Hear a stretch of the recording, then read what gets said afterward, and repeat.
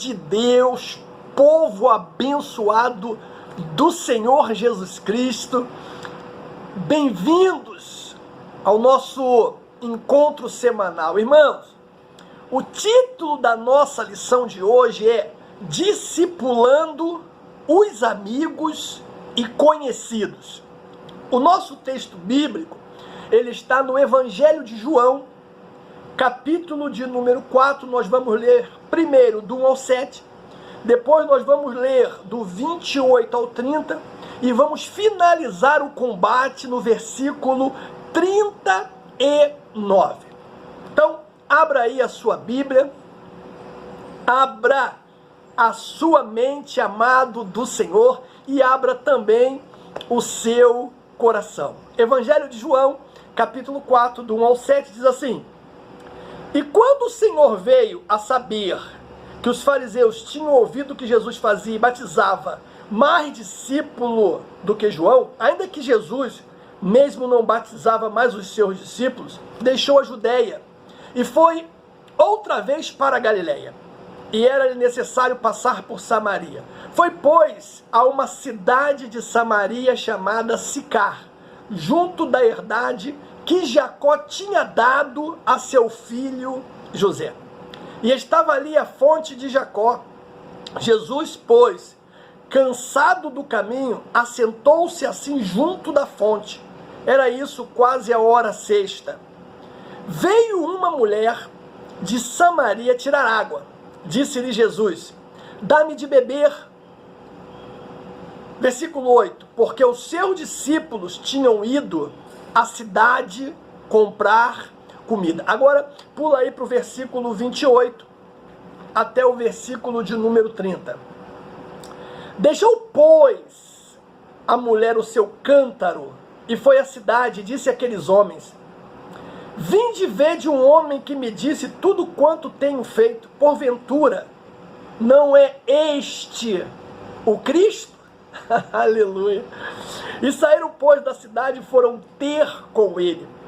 Versículo de número 39, irmãos, para fechar a leitura.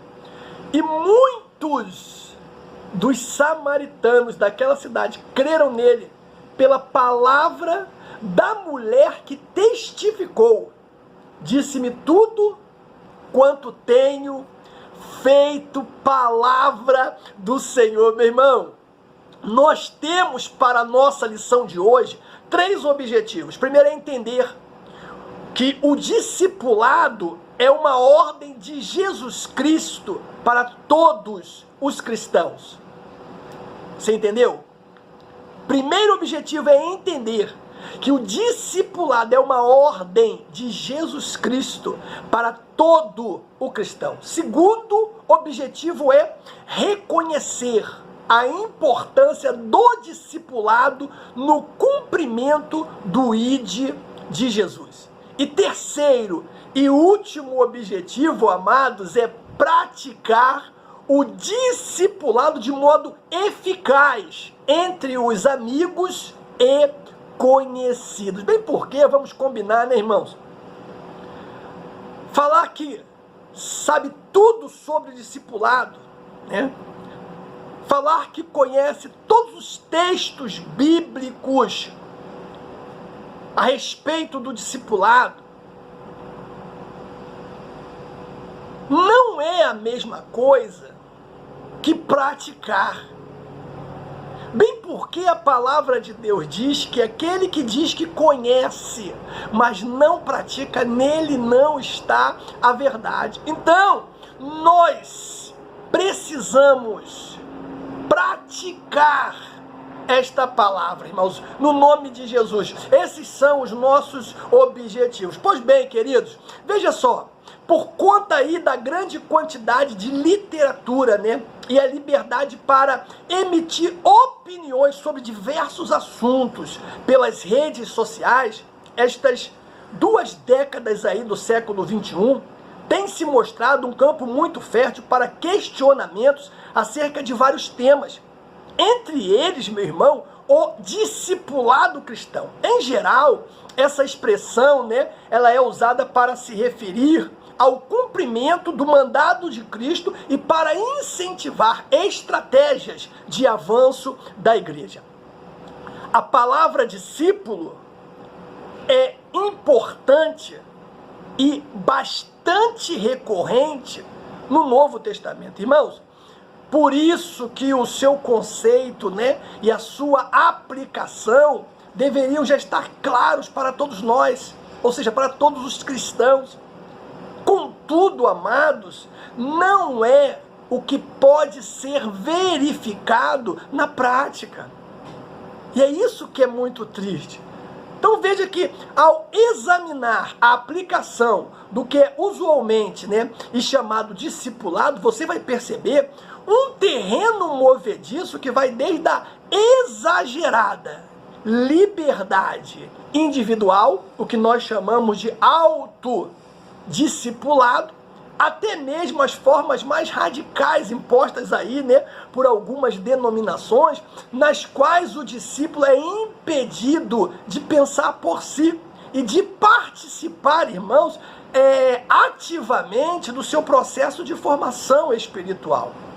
Então nós temos que ter muito cuidado com esses dois extremos aí. Hoje em dia, palavras como aí coach, treino, mentoria surgiram com uma conotação muito próxima do verdadeiro sentido que detém a palavra discipulado, irmãos. O ato de fazer discípulos tornou-se algo que pode acontecer em ambientes formais e informais, tanto no âmbito do ensino bíblico, nas escolas bíblicas dominicais, como também nos cultos de ensino da palavra de Deus. Mas não fica parado somente aí. Atualmente, o discipulado, ele pode ser feito também, meu irmão, entre amigos e pessoas conhecidas nos mais diferentes cenários.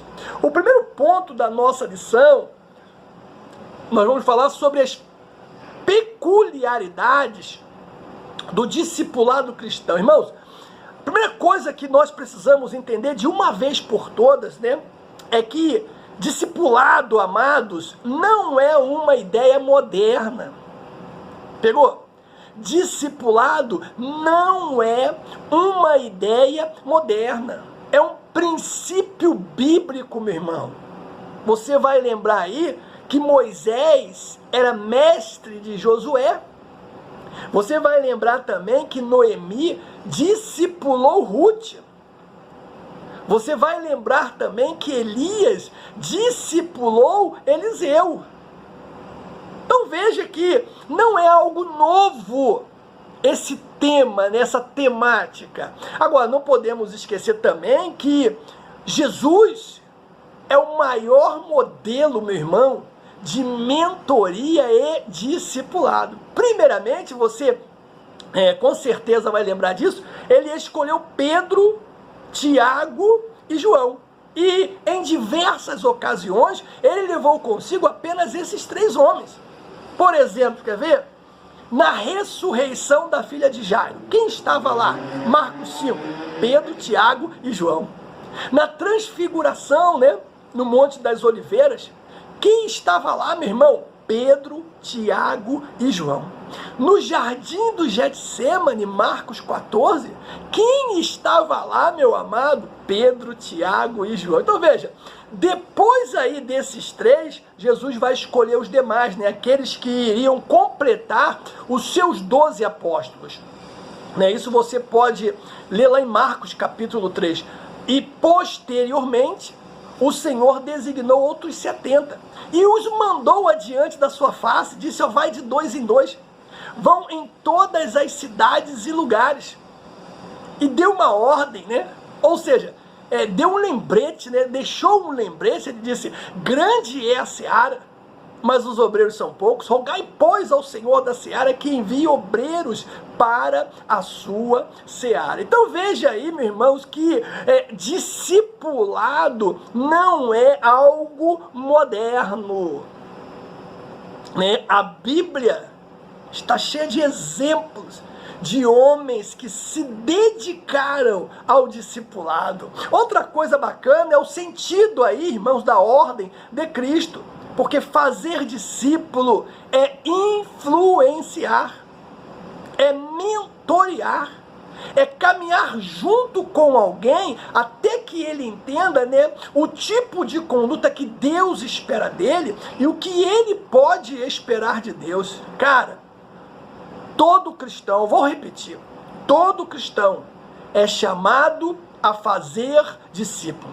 Na grande comissão, você conhece o texto, né, Mateus 28, Jesus convoca os seus ouvintes a fazerem discípulos de todas as nações. Seu chamado para discipular inclui, meu amado, não apenas fazer evangelismo esporádico, sabe? O discipulador, ele orienta, ele acompanha a pessoa até que ela realmente se reconheça pecadora. Ele acompanha a pessoa até que ela creia na palavra de Deus. Ele acompanha a pessoa até que ela decida seguir o Senhor por toda a sua vida. Cara, a meta não é outra. A meta é conquistar pessoas para Cristo. Mas a obra, meu irmão, só será concluída quando pessoas nascidas de novo for consoladas em Cristo e estiver pronta para também alcançar outros para o Evangelho da Graça. É mais ou menos assim, né? Quando uma criança vem à luz, ela precisa de todo cuidado, né, especial para sobreviver e se desenvolver, não é isso mesmo? O novo convertido, né? Com o novo convertido é a mesma coisa. O discipulador precisa entender que aquela vida ela precisa de cuidados especiais, senão não sobrevive, senão não desenvolve. É como dizia o pastor, né, Antônio Gilberto, de saudosa memória, os pentecostais ganham mais almas que qualquer outra denominação, mas também perdem mais almas do que qualquer outra denominação. Ou seja, somos excelentes obstetras, mas péssimos pediatras, né? E a quem compete, irmãos? A quem compete? Veja, fazer discípulo é um ofício que compete a cada um de nós, a cada um cristão. O pastor Silas Malafaia, num livreto chamado Para Discipular, ele afirma que o discipulado é uma ordenança de Deus para todos os que recebem Jesus Cristo como Senhor e Salvador. Então, dessa forma, todo cristão deve pôr em prática essa ordenança. Eu posso até te fazer uma perguntinha aqui agora, meu irmão. Quem é que você está discipulando? O amigo é aquela pessoa com quem se sente, com que você, né, tem o compromisso de compartilhar a bênção indizível da salvação, irmãos. Não se pode ser diferente, né, ou negligenciar os laços da amizade. Lembra de Jonathan e Davi, 1 Samuel capítulo 20? Agora, a verdadeira amizade, ela tem algumas características. Primeira, ela é leal, mesmo quando sofre. Provérbios 27, versículo de número 6, olha o que diz: fiéis são as feridas feitas pelo que ama, mais os beijos do que aborrece e são enganosos. Olha aí. Então, o amigo, irmãos, ele é leal, sabe? Mesmo quando sofre. Segunda característica da verdadeira amizade é que não abandona. Ele está sempre por perto. Provérbios 27:10 diz: não abandones o teu amigo, nem o amigo do teu pai, nem entres na casa do teu irmão no dia da tua adversidade. Melhor é o vizinho perto do que o irmão longe. Olha aí, outra característica, né, do verdadeiro amigo, permite crescimento, aprendizagem, meu irmão, mesmo nos conflitos, como diz Provérbios 27:17, que ele diz, com ferro se aguça, assim o homem afia o rosto do seu amigo. E por último, irmãos, outra característica do verdadeiro amigo, aconselha mutualmente com cordialidade. 27:9, olha o que diz: o óleo e o perfume alegram o coração, assim a doença do amigo, com o conselho cordial. Aleluia. Cara, outra coisa que nós podemos também dizer aqui agora é a respeito da história da mulher samaritana. Você lembra, irmãos? O seu encontro com Cristo demonstra a importância e o impacto daqueles com quem se convive, meu irmão, e se relaciona. Você vai lembrar que ela, depois de ter conhecido a Jesus, ela transformou-se em um instrumento poderosíssimo, meu irmão, de evangelização e discipulado dos seus conterrâneos, produzindo nele sede de conhecer o Mestre. Assim, meu irmão, como ela mesmo fez. Olha que coisa linda, cara. João capítulo 4. Ou seja, ela foi tão impactada, cara, com aquela experiência, né, com as palavras do mestre, né? Ela foi tão impactada com a presença de Jesus naquele dia, naquele lugar, cara, que ela largou tudo e foi contar para as pessoas o que Jesus tinha dito, o que Jesus tinha feito, rapaz.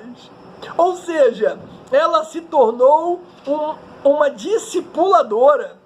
Aí nós temos o segundo ponto da nossa lição, que fala, irmãos, que o discipulador, né, fala do discipulador como sal em seus relacionamentos. A primeira coisa que nós vamos ver é que o discipulador, ele é um influenciador. Jesus, ele utilizou-se do sal, né, para descrever a influência que o cristão deve exercer sobre aqueles que estão à sua volta. Mateus capítulo 5. O sal é uma excelente metáfora para falar, irmãos, sobre o tipo de relacionamento que o cristão deve ter com os seus amigos e conhecidos. O sal dá sabor, preserva. Olha aí, o cristão não pode ser um agente passivo em seus relacionamentos. Antes, ele deve ser um influenciador. O apóstolo Paulo ilustrou isso de forma muito interessante, de forma magnífica. Ele disse: a vossa palavra seja sempre o quê? Agradável, temperada com sal, para que saibais como convém responder a cada um. O sábio Salomão arrazoou, ele disse, com maçãs de ouro em salvas de prata. Assim é a palavra dita ao seu tempo. Ou seja, o discipulador é aquele que busca, por meio de uma palavra que revele a beleza e a grandiosidade do evangelho, influenciar os seus amigos e conhecidos para a eternidade, demonstrando o quê? Uma vida plena de graça, típica, meu irmão, de quem verdadeiramente possui o Espírito Santo de Deus dentro de si. Como o apóstolo Paulo, ele fala, escrevendo aos Coríntios, meu irmão, capítulo de número 16, ele diz assim, 6 e 9, 16, 6 e 9. E bem pode ser que fique convosco e passe também o inverno, para que me acompanheis onde quer que eu for. Porque não vos quero agora ver de passagem, mas espero ficar convosco algum tempo, se o Senhor o permitir. Ficarei, porém, em Éfeso até ao Pentecoste, porque é uma porta grande e eficaz se me abriu, e a muitos adversários. Agora, escute que eu vou, versículo 19. As igrejas da Ásia vos saudam-vos afetuosamente no Senhor, Áquila e Prisca, como a igreja que está em sua casa. Então você vê, irmãos, que o discipulador é aquele que busca por meio de uma palavra que revele a beleza, né, e a grandiosidade do evangelho, influenciar seus amigos e conhecidos para a eternidade, demonstrando o quê? Uma vida, meu irmão, plena da graça de Deus. Alguém que verdadeiramente está cheio do Espírito Santo do Senhor. Outro ponto bacana fala de um construtor de relacionamento, porque é isso que o discipulador ele é. Ele é um construtor de relacionamento. Irmãos, a Bíblia apresenta um Deus interessado em relacionamentos. Mesmo sendo autossuficiente, ele criou o homem para manter um relacionamento com este homem, manter com ele comunhão. É ponto pacífico, cara, que os entes humanos não podem viver sozinhos. A sociologia expõe que o homem é um ser o que? Gregário, irmãos. Gregário por natureza. Simplificando, ninguém pode viver como se fosse uma ilha em alguma parte do planeta Terra. Ninguém. Deus é o maior exemplo, meu amado, de alguém que criou pessoas para que estas se relacionassem com ele e com o próximo em amor. É só você ler Gênesis, né? 1:28. E Deus os abençoou e disse-lhe: frutificai, multiplicai-vos, enchei a terra, sujeitai-a, dominai sobre os peixes do mar, sobre as aves dos céus, sobre todo o animal que se move sobre a terra. Então veja, certamente, irmãos, o discipulador é uma pessoa com personalidade, ideias, cultura, posição social diferente. Porém, nada impede que haja relacionamento entre eles, ou melhor, entre ele e as pessoas conhecidas ao seu redor. Porque a partir do seu vínculo com Deus e do seu modo de vida, ele vai mostrar aos amigos e conhecidos que a salvação em Cristo é o maior bem que se pode adquirir, irmãos. É um bem tão precioso com repercussões nesta vida e na eternidade. Aleluia! E aí nós temos o terceiro ponto também da nossa lição, que fala do discipulador como luz entre seus amigos e conhecidos. Foi o próprio Cristo que disse, né? Vós sois o sal da terra, vós sois a luz do mundo. Com isso, ele simplesmente queria dizer o seguinte: neste mundo, o salvo, como sal, tem a responsabilidade de influenciar, preservando e dando a vida. Como luz, ele deve ser referência e refletir o brilho de Cristo, meu amado, que se opõe às trevas e ao pecado. É isso que é o discipulador. Outra coisa, ele é uma referência.